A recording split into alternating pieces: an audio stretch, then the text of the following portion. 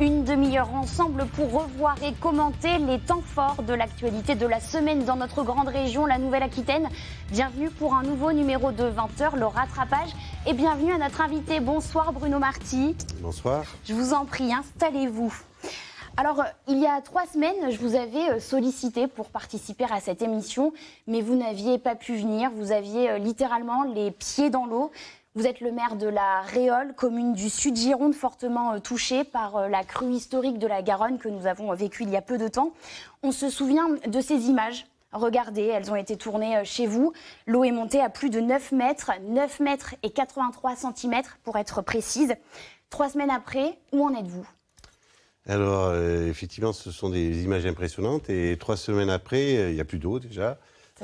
C'est déjà une très très bonne nouvelle. On a de l'autre côté de Garonne, puisque la ville de La Réole est scindée par la Garonne, on a encore des terres quand même très trempées, détrempées. Et voilà, les grands ménages ont été faits et maintenant on est à l'heure des réparations. Alors, l'état de catastrophe naturelle a été reconnu ce mercredi pour votre commune. C'était quelque chose que vous attendiez, ça a mis un peu de temps à votre goût.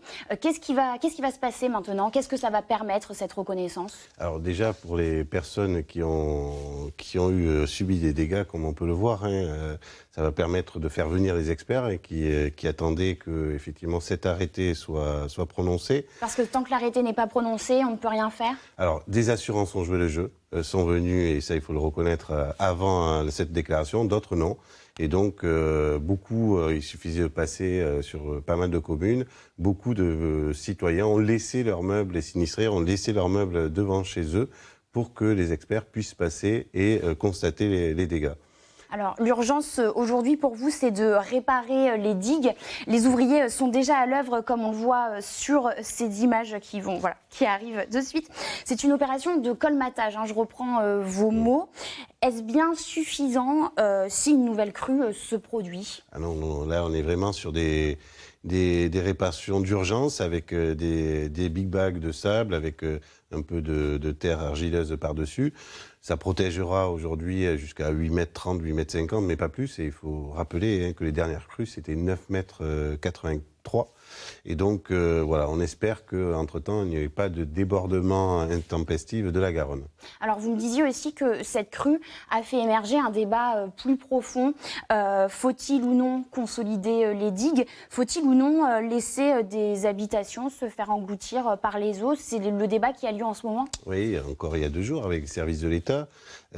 Aujourd'hui, avant de réparer définitivement ces digues, les services de l'État nous demandent de lancer des études et effectivement, dans le cadre d'un plan d'aménagement pour risque d'inondation, il nous sera préconisé, fortement d'ailleurs préconisé, de revoir notre système d'endiguement. Et l'État nous a encore dit il y a 2 jours qu'il faudra peut-être faire des sacrifices. Et là, effectivement, ça sera une autre question. Et combien ça va coûter tout ça ? Alors aujourd'hui, nous avons 28 km de digues. Rien que les études de risque de danger, on est à peu près à 10 000 €, 10 km. Et après, sur des réparations, ou en tout cas sur de l'aménagement, il faut compter à peu près 1 million d'euros par kilomètre de digue. Si on devait les reprendre dans leur totalité, bien entendu, ça ne se fera pas. En tout cas, aujourd'hui, reste la question que nous autorisera l'État, puisqu'on sera effectivement tributaire de la décision de l'État, notamment sur réparation ou pas, et peut-être nouveau système d'endiguement sur la vallée. Et votre commune, elle a les moyens d'assumer ces travaux financièrement ? Alors, là, en fait, la compétence a été transférée à la communauté de communes, une communauté de communes de 25 000 habitants. On voit bien que, bien entendu, une communauté de communes, pour de si gros travaux, encore les travaux d'urgence portés par la communauté de communes, et je remercie encore son président, Francis Zaguet, qui a bien voulu réaliser ces travaux. On n'était que sur 60 000 €, mais des plus gros travaux, bien entendu, que la communauté de communes ne pourra pas réaliser ces travaux seule. Alors en attendant que des solutions soient trouvées, l'heure est toujours au grand nettoyage pour les habitants touchés par cette crue. Mais dans quelques communes, certains ont bien du mal à se débarrasser de leurs déchets. Alors vous nous expliquerez comment ça se passe chez vous à La Réole, juste après ce premier reportage. On a perdu le canapé, le matelas, la télé, et on a enlevé quand même quelques bricoles déjà. À Floudès, presque 3 semaines après les inondations, le mobilier détruit remplit encore les jardins. En attendant l'aide de la commune, certains villageois ont pris les devants. Gazinière, frigo, machine à laver, tout ça, c'est des ferrailleurs qui sont venus chercher tout ça. Après les meubles, j'ai fait 3 tours à la déchetterie. D'autres habitants sont encore dans l'attente. Cette semaine, les bennes à ordures promises par la mairie doivent enfin arriver. Le maire a prévu que devant chaque habitation de la commune de Floudès, il va y avoir des bennes qui vont passer pour récupérer tous les bois, les frigos électroménagers. Et il va y avoir une benne disponible à la mairie sur le parking pour tous les habitants, pour tous les encombrants qui resteront. Dans la commune voisine de Bari, plusieurs collectes ont été organisées. Au total, plus de 700 mètres cubes de déchets cumulés. Une opération au coût encore inconnu, mais indispensable pour le maire. On sait que ça va coûter, mais combien on ne sait pas, quoi. On le chiffrera, mais ultérieurement, quoi. Aujourd'hui, on gère ce qu'il faut gérer dans l'urgence, quoi. C'est un peu de l'urgence quand même. Le retour à la normale fait partie de ça, quoi. Il faut revenir, il faut que la vie reprenne, il faut que l'activité reprenne. Voilà, c'est impératif, quoi. En bord de Garonne, la solidarité laisse place à l'impatience. Les habitants veulent maintenant que l'état de catastrophe naturelle soit reconnu au plus vite. Alors, l'état de catastrophe naturelle a été reconnu depuis le tournage de ce reportage. Comment ça se passe chez vous à La Réole? On voit ces images, c'est assez impressionnant. Est-ce que chez vous, vous avez été un petit peu plus vite pour débarrasser certains déchets Alors nous, on a la chance effectivement d'être une commune un peu plus importante, puisqu'on est 4500 habitants. On a eu la chance aussi que l'USTOM, le syndicat d'ordures ménagères, nous mette à disposition des bennes immédiatement. Donc avec notre tractopelle, on a pu évacuer l'ensemble des déchets. On avait à peu près les mêmes déchets, de toute façon, même cause, même effet.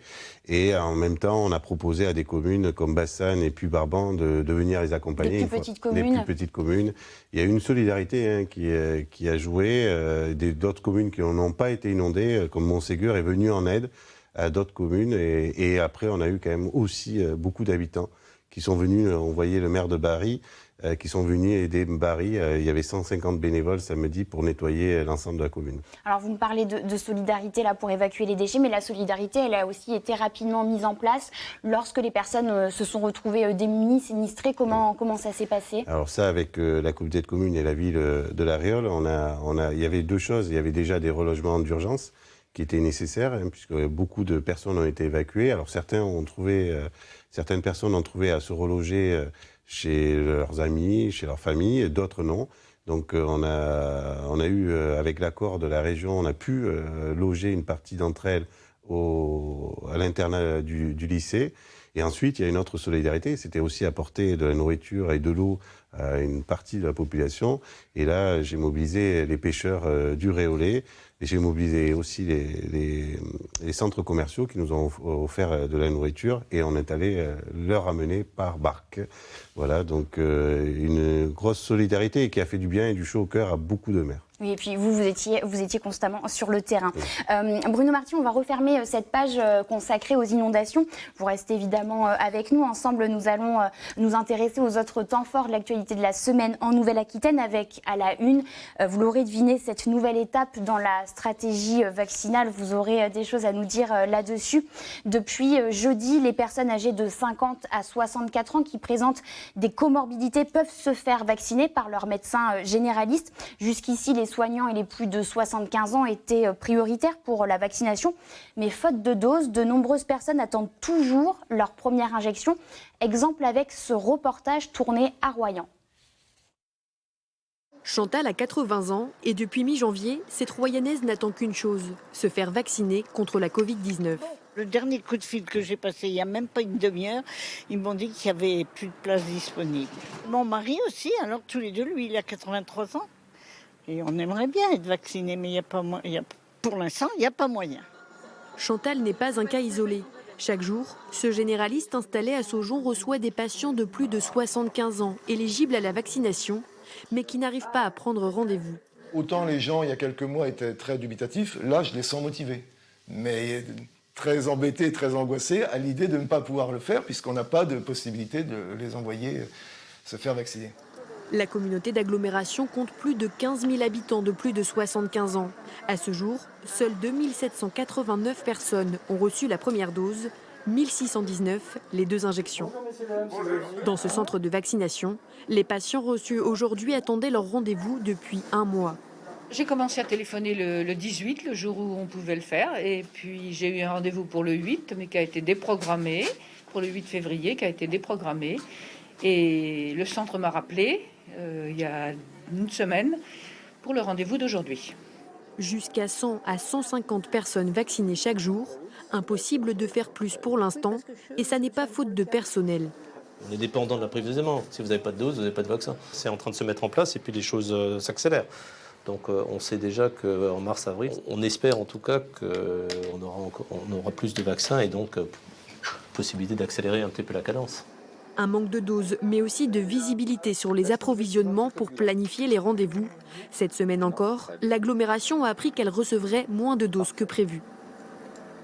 Alors Bruno Marty, je le rappelle pour nos téléspectateurs, vous êtes le maire de la Réole, commune du Sud-Gironde.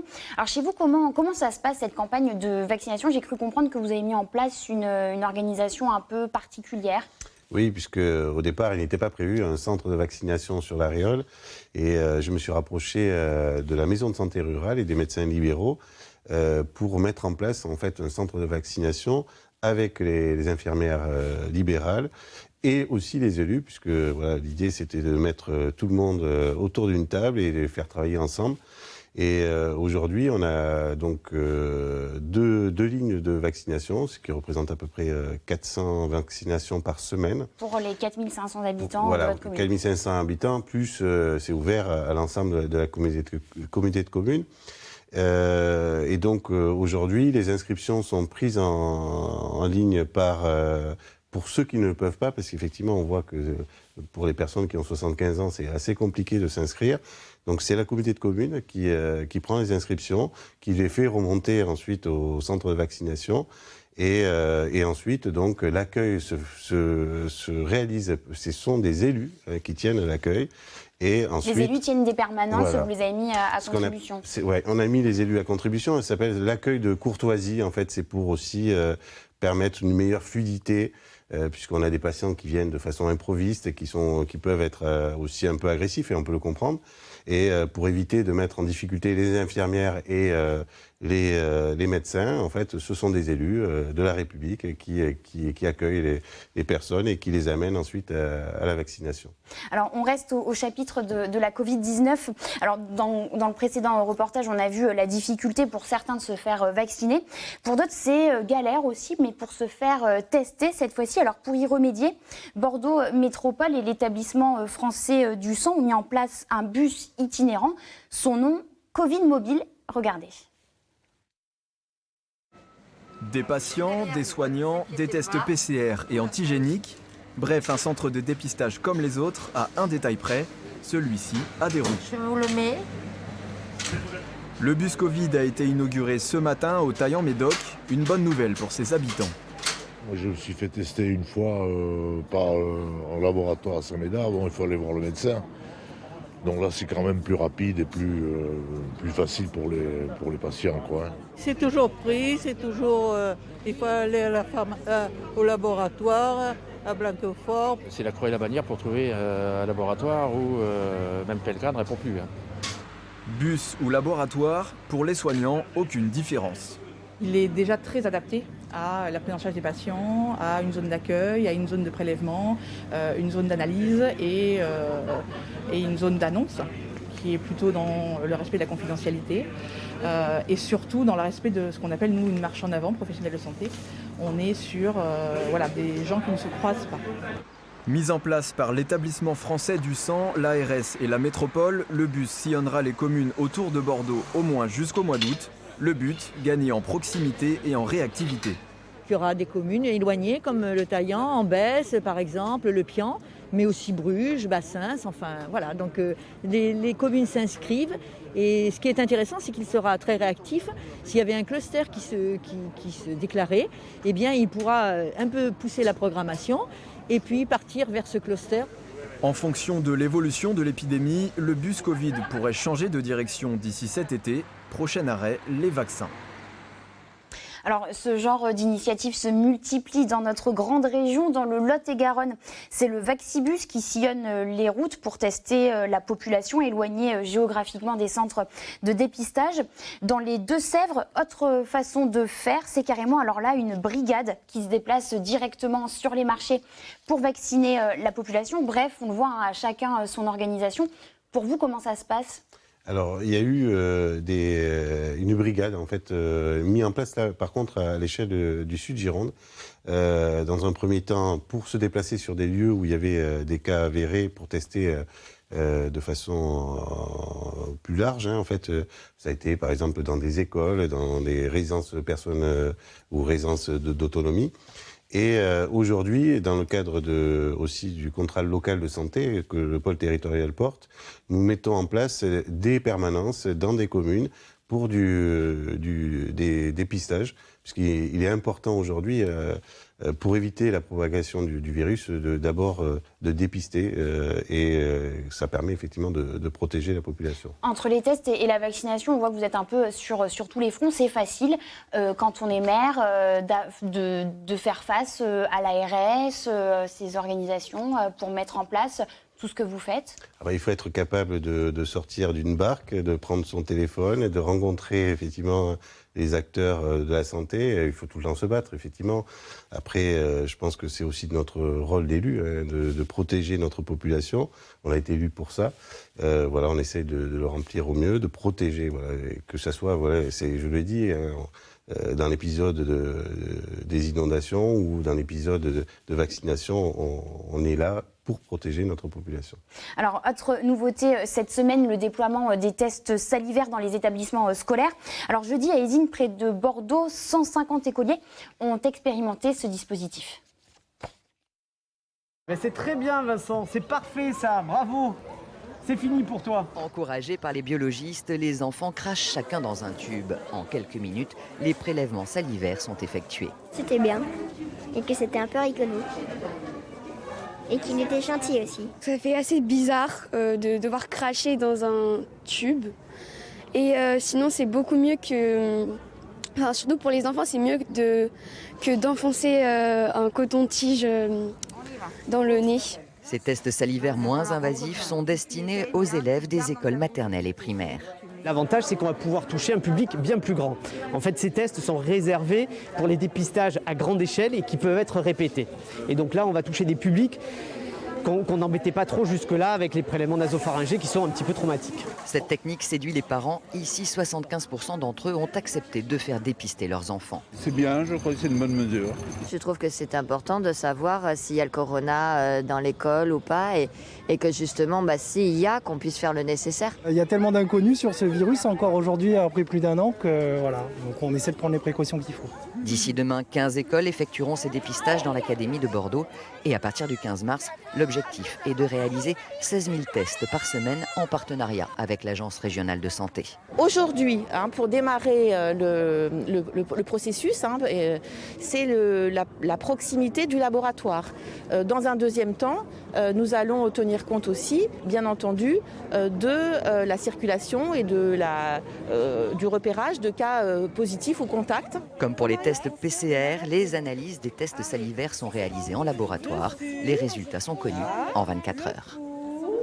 Alors Bruno Marty, en plus d'être maire de l'Ariole, vous êtes professeur de mathématiques dans un collège, donc forcément ce type de sujet, ça vous parle. Il était temps de les déployer, ces tests salivaires. On voit que par exemple, chez nos voisins belges, ils sont mis en place depuis le mois d'octobre déjà. Oui, c'était indispensable pour alerter et pour éviter que le virus se propage. Oui, il a été vraiment temps, même si à La Réole, nous n'avons pas attendu, puisque nous avons proposé des tests PCR, mais en dehors de l'éducation nationale, c'était le mercredi après-midi. Alors on poursuit notre tour d'horizon de l'actualité avec cette autre épidémie qui inquiète, la grippe aviaire. Direction le département des Landes où des millions de volailles ont été abattues depuis le mois de décembre. Et dans les Landes, justement, les acteurs de la filière s'interrogent depuis l'annonce par la Russie d'un cas de transmission du virus à l'homme. Regardez. Après l'abattage des canards, place au nettoyage des élevages dans les Landes. Dans ce département le plus touché par l'influenza aviaire, l'annonce d'une transmission de ce virus à l'homme détecté en Russie interroge. Éleveur et vice-président du mouvement de défense des exploitations familiales, Christophe Mespled ne cache pas sa préoccupation. Si c'est le cas, je dirais que le virus, il nous aura tout fait. Il aura mis à plat toute une région économiquement parlant. Et si en plus c'est transmissible à l'homme, on ne sait jamais. C'est vraiment un vrai problème qu'il va falloir régler. Et je pense aujourd'hui qu'il n'y a qu'une solution véritablement pour régler le problème, c'est la vaccination. Ce cas de contamination en Russie a été signalé à l'Organisation mondiale de la santé. En France, les analyses réalisées par l'Agence nationale de sécurité sanitaire n'auraient pas démontré jusqu'à présent de preuves de transmission à l'homme du virus présent sur des volailles en France. La Chambre d'agriculture des Landes reste donc très prudente. Il n'y a vraiment aucune alarme ou alerte à avoir en ce qui concerne nos territoires. Et voilà. Et on attend vraiment d'avoir des informations complémentaires et que l'OMS nous donne vraiment les informations qu'elle aura après analyse de des cas qui pourraient avoir été détectés en Russie. Déjà fortement éprouvés dans les Landes, éleveurs et acteurs de la filière attendent maintenant des réponses de la part des scientifiques.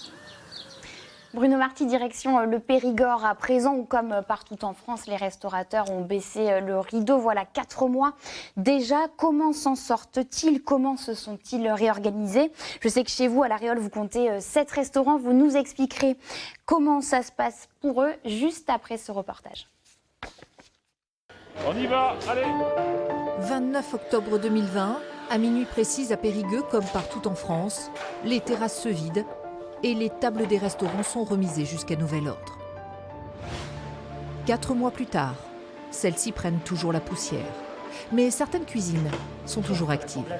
Au début, on était un peu perdus. On se dit, mais comment ça se fait qu'on arrive à avoir autant de problèmes pour faire 12 plats quand on en faisait 60 avant sans aucun souci. Donc bon, maintenant, ça y est, je pense qu'on est rodé. Beaucoup d'établissements se sont lancés dans la vente à emporter. À l'image de ce village des restaurateurs à Périgueux lancé il y a 2 mois. Certains chefs ont abandonné en cours de route, d'autres sont toujours fidèles au rendez-vous car dehors, ils le savent, les faillites sont bientôt là. Il y en a qui ne vont pas s'en remettre, financièrement. L'activité ne va pas reprendre d'un coup et brusquement. Les gens ne vont pas venir manger 2 fois plus parce qu'ils n'ont pas mangé pendant 3 mois au restaurant. On va retrouver d'abord 50% de notre clientèle, puis 60%. Donc on va... Après la réouverture, on va continuer à perdre de l'argent. Et pour autant, à ce moment-là, il faudra commencer à payer de ce qu'on a à payer. Les initiatives se multiplient pour ne pas perdre sa clientèle. À l'image du restaurant gastronomique des Rénas. En novembre, il lançait ses livraisons à domicile. Et depuis quelques jours, un food truck vient compléter l'offre. Je suis le maître d'hôtel du château depuis 26 ans bientôt. Si on m'avait dit oui, il y a 1 an ou 2 que je finirais en fait dans un food truck avec une casquette et un masque, je ne l'aurais pas cru. Une évolution naturelle pour la direction de l'établissement, qui permet à ses serveurs de travailler et qui pourrait perdurer dans le temps. Il ne faut pas voir le côté négatif, on est obligé de fermer, c'est comme ça, voilà. Donc soit on reste et on crève, ou soit on se développe, on fait autre chose, on essaye de trouver toujours plus. Si ce confinement aura pour sûr fait bouger les lignes de la restauration traditionnelle, l'étendue des dégâts, elle, sera mesurable au moment de la réouverture des établissements. Alors j'imagine qu'à La Réole, pour les 7 restaurants, les restaurateurs vivent les mêmes difficultés financières en ce moment? Alors c'est exactement la même chose, effectivement. Certains ont pu proposer des plats emportés. D'autres ont d'ailleurs, dès qu'il y a eu le couvre-feu mis en place, ont arrêté cette mise en place.